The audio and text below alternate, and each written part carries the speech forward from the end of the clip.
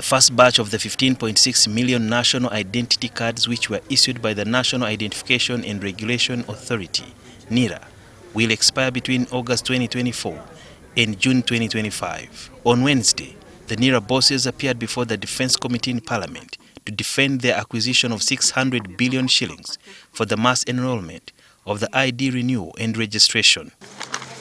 Although this was not catered for in the budget for 2023-2024, NIRA is waiting for the Ministry of Finance's position on when this money can be availed. Constitutional lawyer Wandera Ogalo argues that the Ministry of Internal Affairs needs to amend the date of expiry of these cards, which is provided for under the Registration of Persons Act 2015. If there is a problem of money, there is an option.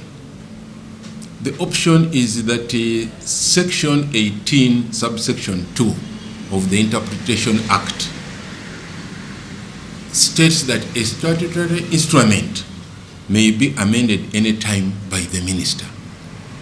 So if the minister made a statutory instrument prescribing 10 years, he can simply amend it and substitute 10 with 13. And that means we will be ready to run again until 2027 or 2028. Under this law, the minister will not be required to consult Parliament to extend the ID expiry date.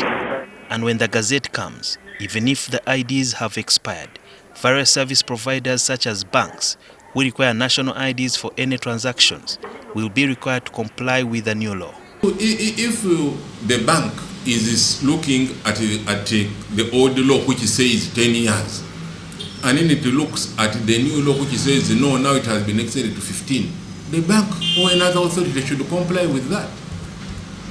Unless we are saying an entity should be left to choose whether to follow the law or not to follow the law. 0.5.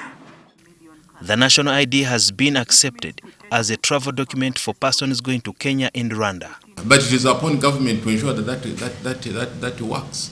That all areas where you are likely to go to use it are informed that under this law it is not really expired.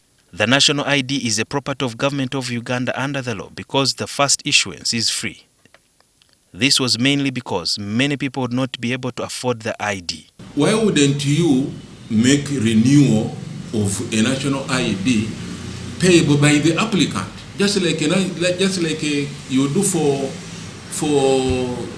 a passport?